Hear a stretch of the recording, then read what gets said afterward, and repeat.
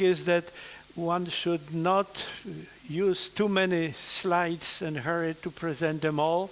I would say that the limit, in my case, it's 17. So let's put 17 as a limit of the number, upper limit for the number. Lower limit will be discussed in connection with the uncertainty relation. And always it is good to include some historical remarks, some remarks that are not directly related to the subject, just to make the audience feel that they can understand something more than just the subject of the presentation. Well, I believe that uncertain relations are a subject that does not require any extensive introduction. What I would like to present, well, it's always the case that there is no volunteers for the first seminar, so I had to volunteer. And this will be about our joint work with my wife, which we started 5 years ago, and that was the uncertain relation for photons. Then we extended this for the Heisenberg uncertainty. The previous one was not exactly in the language of Heisenberg, and then we extended this to cover the light beams, not just the three-dimensional uncertain relations. So what will be new? Well, it turned out that one can do it for all massless particles, not just for photons. And this fact is interesting because we see a certain regularity when we change the spin of the particle from neutrino to photon, then to something that does not exist, spin 3/2, and then to graviton. So we will cover all these cases, and the relation is therefore universal, which is interesting. Well, what is the basic fact? And don't be afraid, I will explain what this is all. Everybody knows, I believe everybody knows, that there are Pauli spinors. These are two-dimensional complex vectors that transform under the transformations of the rotation group. Well, it turned out, that was discovered after the work of Dirac, that there is a relativistic extension of these spinors. Not only they transform under rotations, but they also transform under Lorentz transformations. And there is no need to make them more dimensional. They are still two-dimensional, they are still complex, and they transform in a certain prescribed manner under the transformations of the full Poincaré group, one may even say. That is Lorentz group and translations. Now, what should be understood here? Well, we all know about Pauli matrices. In this relativistic setting, these Pauli matrices, as you see, they are nothing more than Pauli matrices, are denoted either by G or sigma. That depends on the authors. I am trained by a book by Corson, who introduced capital letters to denote the indices of the spinors. And this idea, using this notation, was followed by general relativists, in particular by Roger Penrose, who made a big use of these spinors. There's a two-volume monograph by Penrose and Rindler, where they exploit various properties. Among those properties of spinors, there is an interesting thing that was propagandized by Penrose, that one can write all massless equations in the same fashion. We know that there are various particles which are massless. There is a spin 0 particle which does not really exist, which would be massless, and other particles which I mentioned before. And they're all described by the same equation. Well, there are two kinds of these particles. They are left-handed and right-handed. And they obey separate equations, and they transform separately under all transformations of the group. They are separate entities. One may say that there are different elementary particles. As far as free space is concerned. In matter, they are coupled. One knows that photon can be transformed into right-handed by an appropriate device, but that is due to the coupling with matter. In free space, they are separate elementary particles. They obey separate equations. A few words about the notation. A, B, etc. are indices for the spinors, and dotted indices are for complex conjugate objects. There are two separate representations. That's again the property of the Lorentz group. There are two separate representations. One is for spinors, and the other is for complex conjugate spinors, and these representations are inequivalent. So we have two kinds of particles, massless particles. As you see here, this is a first-order differential equation, and it describes, as I said, the wave function of the particle with zero mass and positive or negative helicity. For most of the time, I will only talk about one helicity because they are completely symmetric. There is no need to consider them both at the same time at this level. Well, how many indices? Well, the indices are the number of indices is connected with spin. For photons, S is equal to 1. Therefore, we have two indices. For photons, it will be a spinor with two indices. For neutrino, S is 1/2, and we obtain here on the next transparency, we have three cases. Neutrino, there is one index. Photon, there are two indices. I skip again the particle with 3/2 spin. And graviton, in the linearized theory, has four indices because it has helicity 2. So 2 times. It cannot exceed 12 because there is only 24 letters. Well, absolutely. Okay, so this is the most complicated slide, and I will explain everything. Every solution of these equations can be written, and that is very nice because, again, we see universality. One would think that these objects here, which are defined here, would be different for different particles. And when you do it in a conventional way, it is indeed so. It seems to be that there's no relation between neutrino and photon, that they have different polarization vectors. That is not true if you use the proper notation. Namely, there is one object, which is a very important object. Penrose writes a lot about this. This is a spinor which is representing a null vector. And this spinor that is representing a null vector is related to the vector through the fact that two of those spinors, one of them kappa and the other complex conjugate, in this bilinear combination give the wave vector, null wave vector. As you see here, we have a product of a spinor and its complex conjugate. Therefore, the phase is lost. When we go from kappa to k mu, the phase is lost. However, the phase is still a property of this kappa, and the language of Penrose, he calls it a flag. Imagine that k mu is pointing in some direction on the sky, and then you attach to this mast null vector. Of course, this pointing to the sky. And then we attach to it a flag that can turn from 0 to 2 pi. And this flag is a property of kappa, but it's lost when you go from kappa to k mu.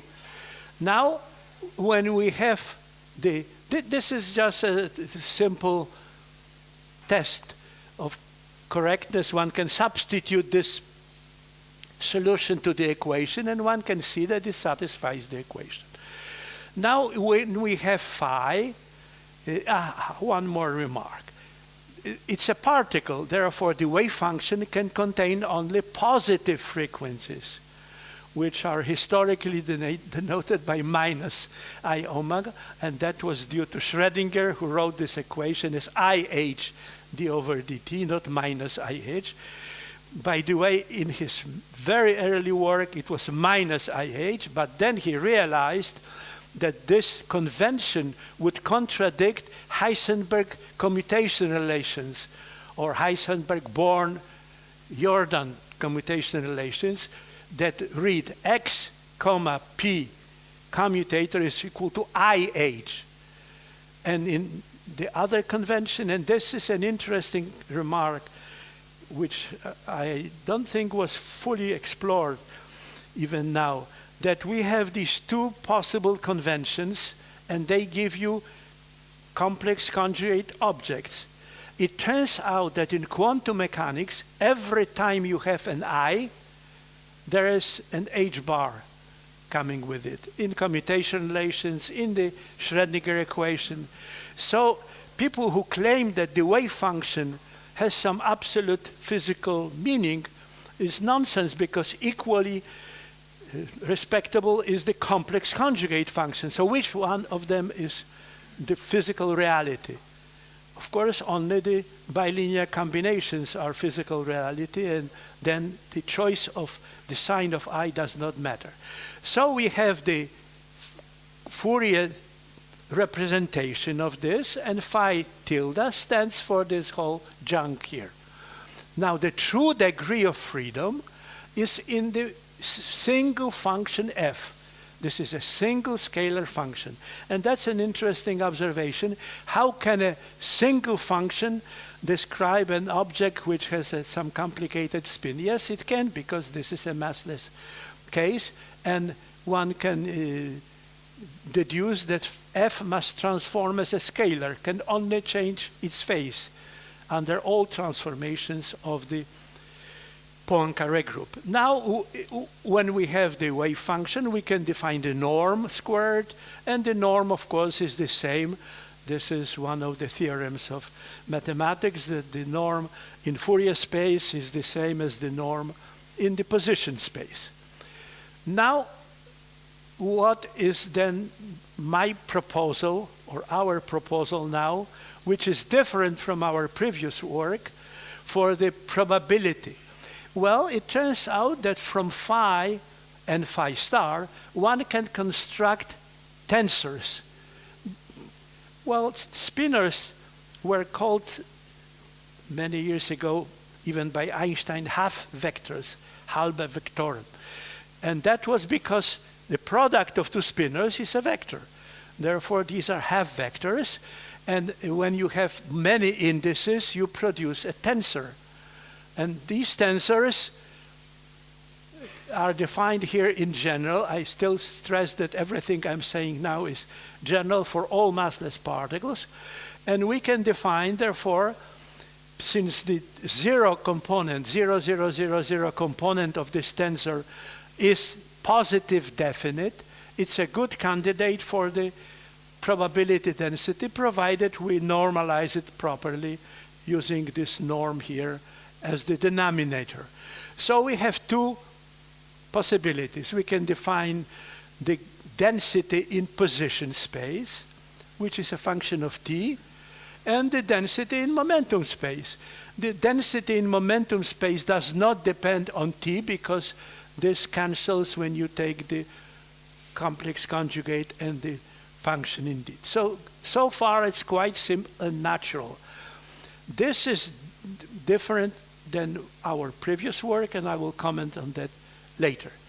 So once we defined rho in position space and rho in momentum space, we can proceed and define standard deviations according to the textbook definitions. What is dr squared? Is r squared integrated with the density rho.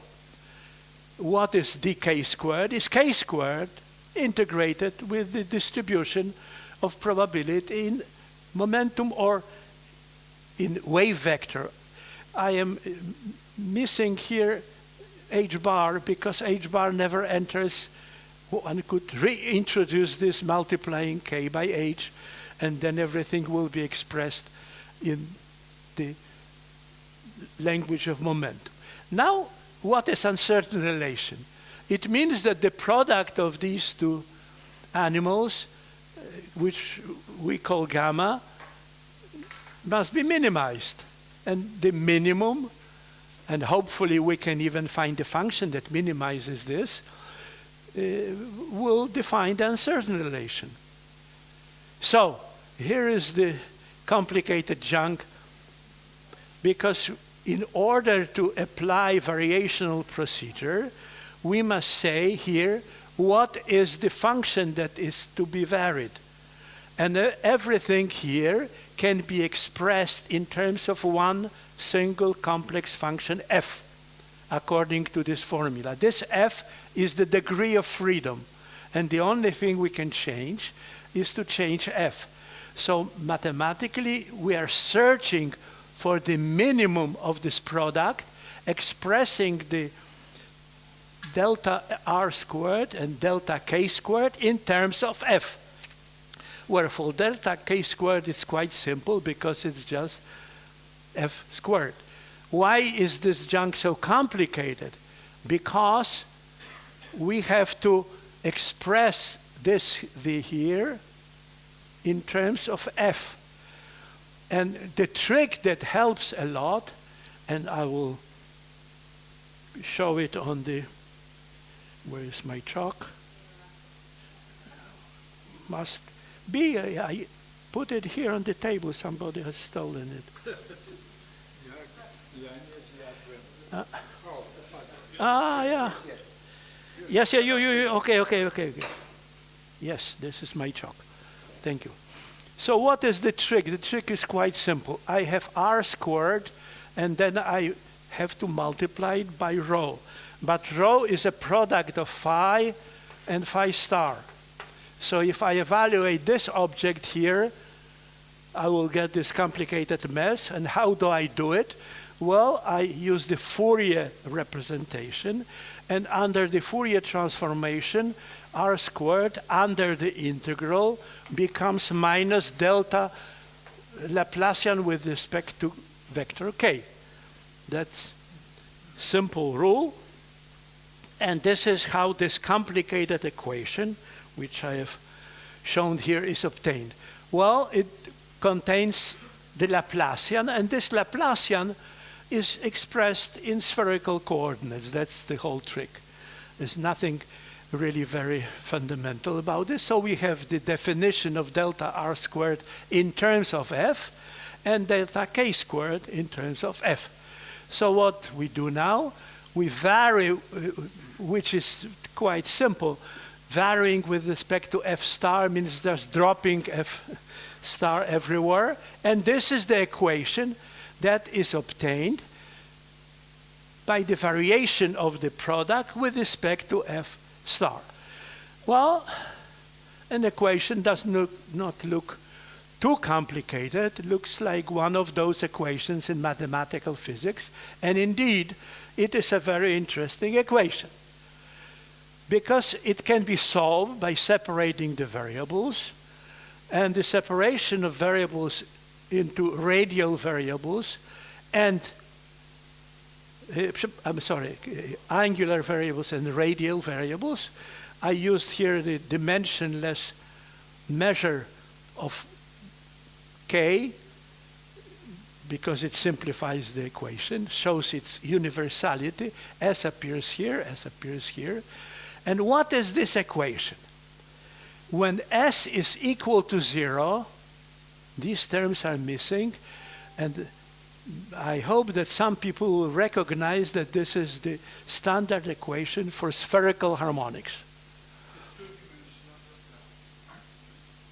on the sphere. Yes, absolutely.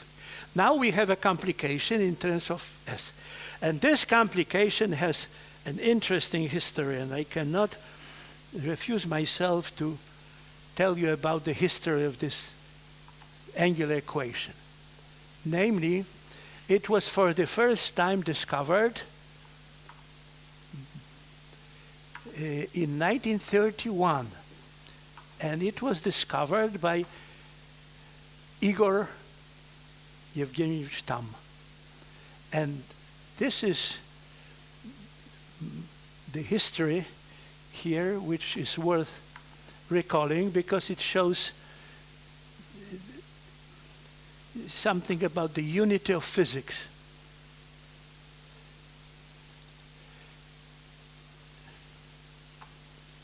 So let me. This is the paper by Tam, published in Zeitschrift für Physik. In those days, notice, one doesn't say that university or other institution was his place of work.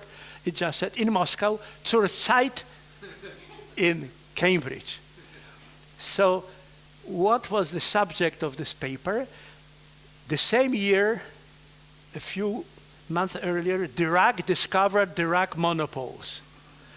And in those days, Russian physicists were able to travel to England, and Tam was among them, not only Kapitsa, but also Tam. And when he was in Cambridge, Dirac gave him the manuscript of his paper on magnetic monopoles, and Tam sat down and solved the problem of electron moving in the field of a magnetic monopole. This is a rather complicated paper. Here are Jacobi polynomials, but Tam apparently didn't know that they are Jacobi polynomials because he never mentioned them. But as you see, this is quite complicated. Naturally, it was quite complicated, but he solved the problem of an electron moving in the field of a magnetic monopole. And the equation that he got for the angular part is identical to the equation that I have presented before. So let me go now to my transparency and make some philosophical remarks now. Control L here. Now, what is in common? Not quite a symmetry, no, more than that. Magnetic monopole and massless particles. What do you mean symmetry? There's no Lorentz invariance in the magnetic monopole problem. It's the solution of the non-relativistic Schrödinger equation. So one would think that they should not be directly related. And they are because of the geometry. Geometry is the same.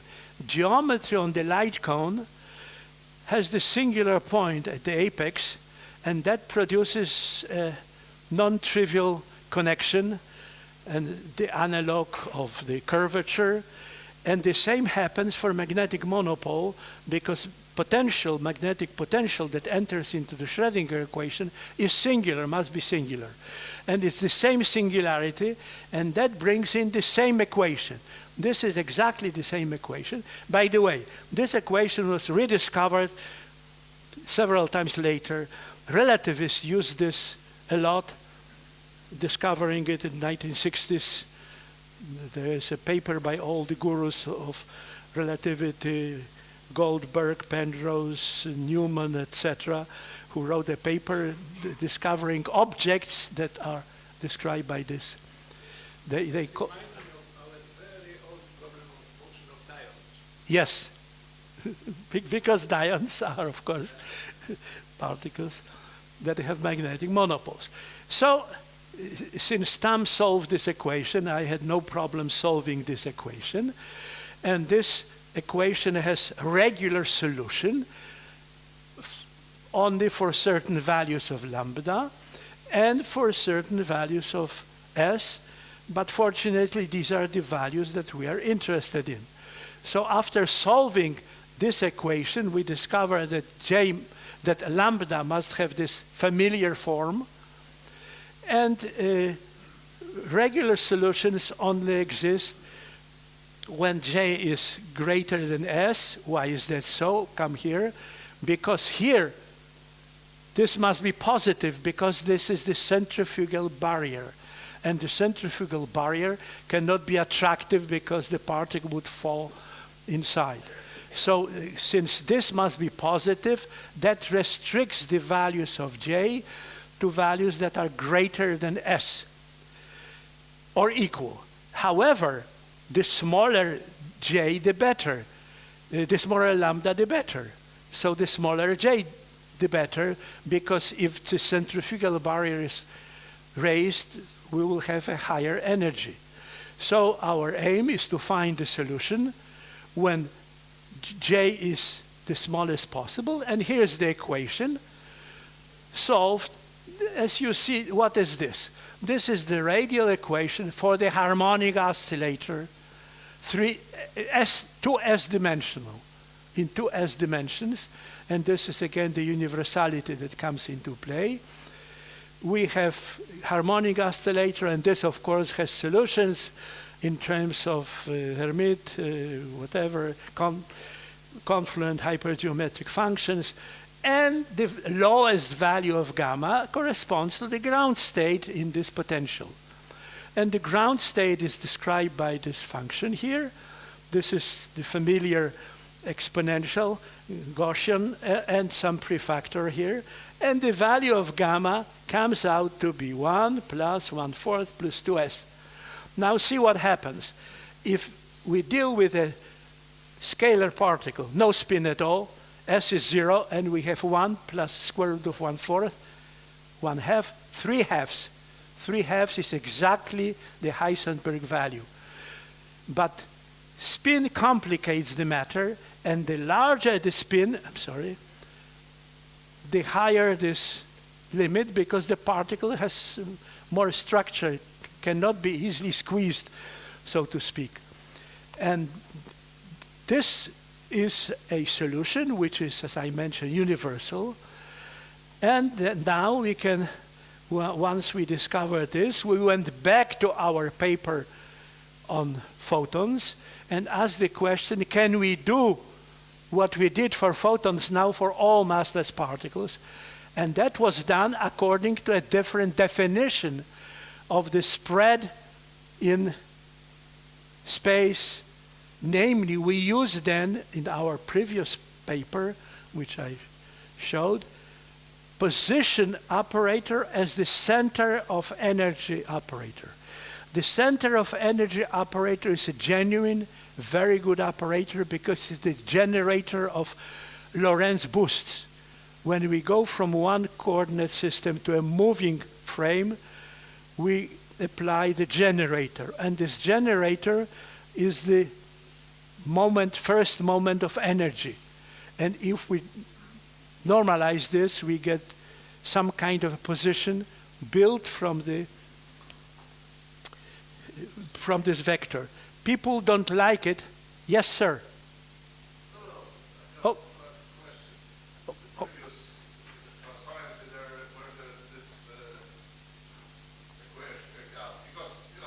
For us mortals, it seems that harmonic oscillator is an object which carries some mass scale, while here we have a massless solution, massless particles. There is no intrinsic energy scale associated with them. Harmonic oscillator is common in nature.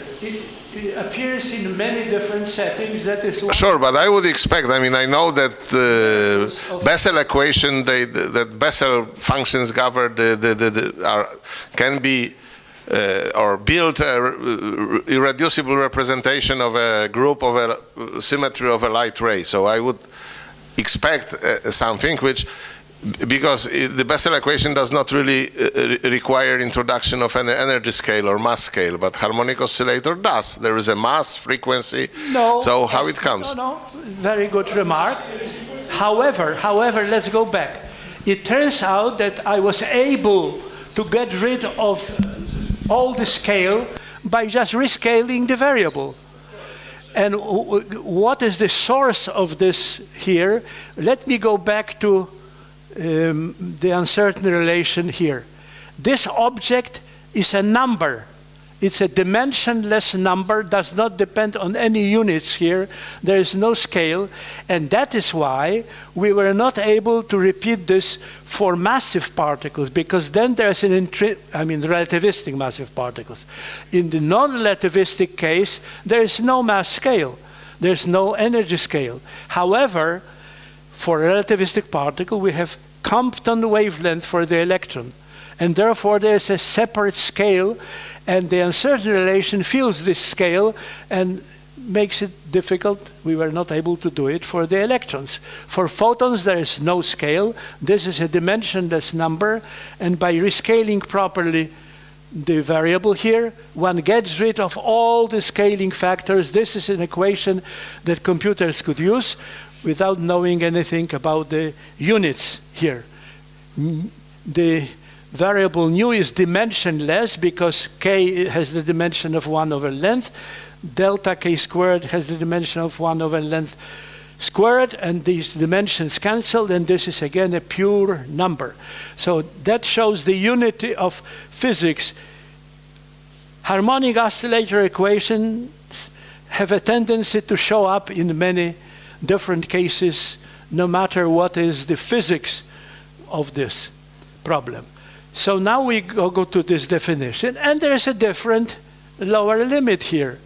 So the lesson is that the uncertainty relation for massless particles can be formulated in many different ways, because there's no unique definition of the probability density. One can use the operator. People don't like it because the components do not commute, but that's life. We know that Lorentz transformations do not commute. Two Lorentz transformations done in the opposite order will produce normal three-dimensional rotation. Now we have a different dependence on S here. So what happens is the following. For S equals 0, the results are the same. For S small, like for photons, we have here S1, so we have 1/4 plus 2, and in this case we have 1/4 plus 1. So this is a lower limit than the one that was obtained there, but we cannot help it. However, this observation that the uncertain relation depends on the definition of what is really the measure of extension of this bunch of probabilities brings in the following subject. We can use the same old definition of that we used here for delta r squared, but we can define differently the k. Instead, what is the difference here? Instead of going through this Fourier transform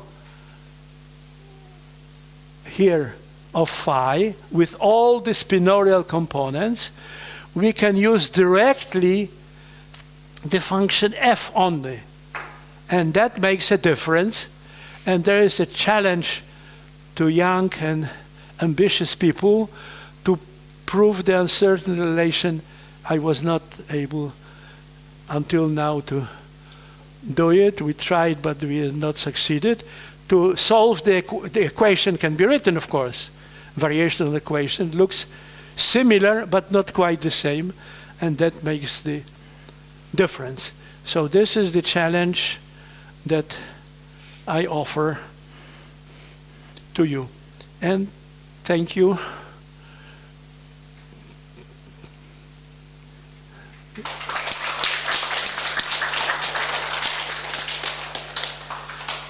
Questions?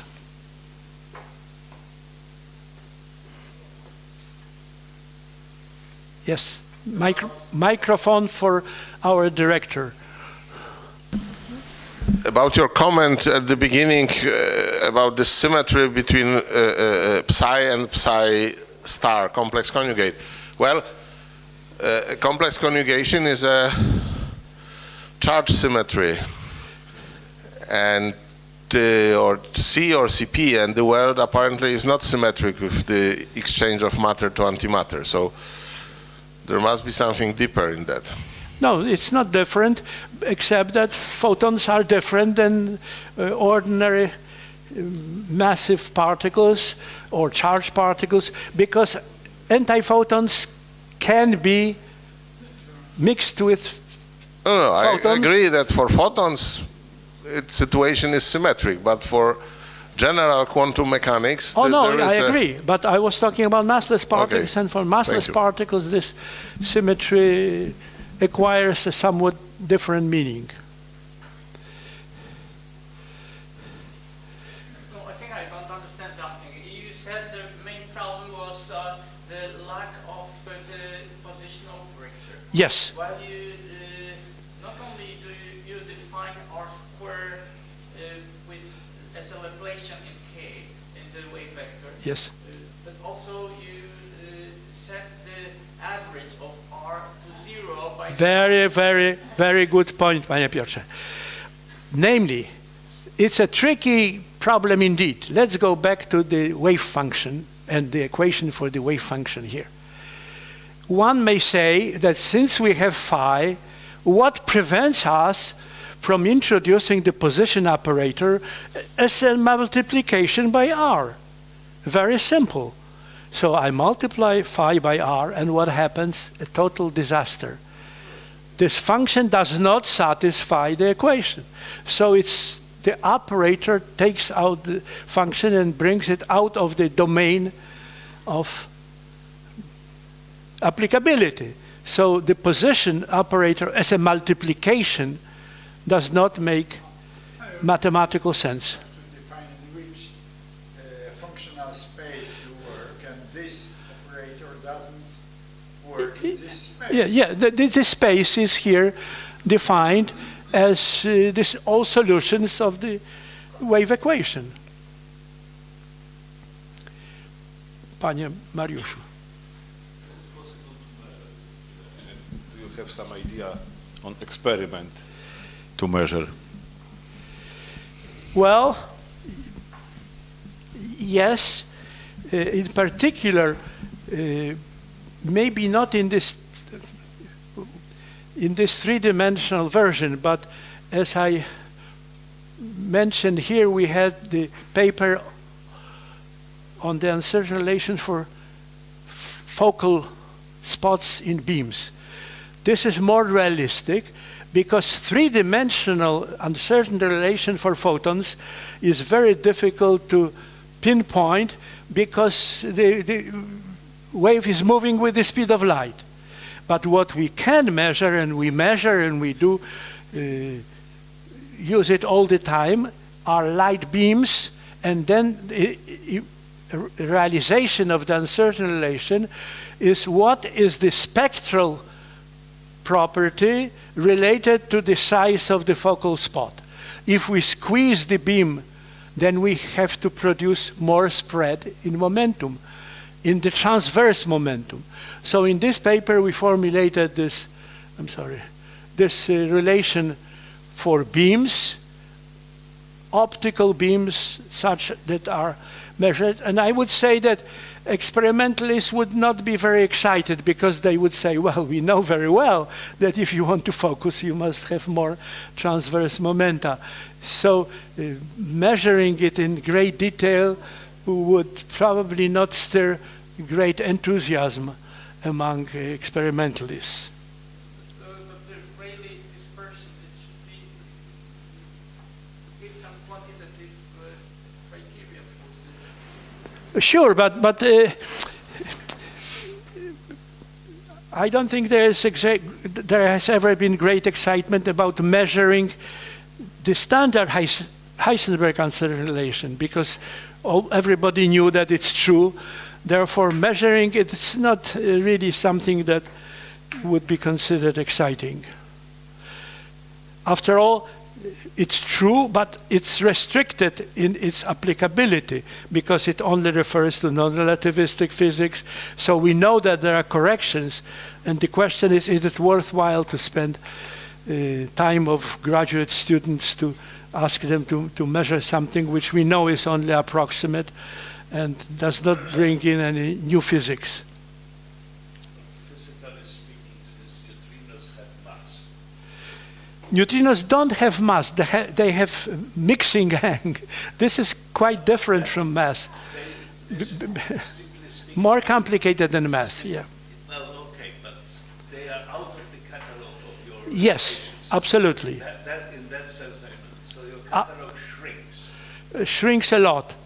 Because the And gravitons gravitons, are- yes. So actually, the school edifice apply only to the photons, which we have studied, I mean, you have studied before. So it's a kind of a duty Which is hanging. which is beauty in the eyes of the beholder. One example. Well, but it's nice mathematics. I am not. Yeah, I'm not defending this. No. Generalization from one point of the experimental world. Well, about the neutrino, I will still wait for the final resolution. No, I will still wait for the final resolution because neutrinos are a puzzle in the standard. Sure, no, yeah, I agree. No, I agree, but But the question is, are they free neutrinos or are they already interacting neutrinos? That's the main point. Interacting photons also have different properties. So if we could somehow pinpoint the free neutrinos, Interacting with what? with matter. Yeah, what matter? Does it interact with me? Well, of course, Unfortunately, still consider myself no, as a I don't think anybody knows the answer to this question. I have another question. Do you think is there a possibility of getting your relation as a limit of uncertainty relation for massive particles, or is it there a fundamental discontinuity? No, very good question. However, first I would have to derive the uncertain relation for massive particles, and that is a good good exercise, Panie Piotrze, for you. It's pure mathematics. You have a functional of f, and you just apply variational procedure. There's no deep physics here, but mathematics gets out to be complicated. So first, one would have to derive this, and I'm sure that in the limit there will be this result, but I don't know how to do it. If there are no more questions, thank you for the attendance.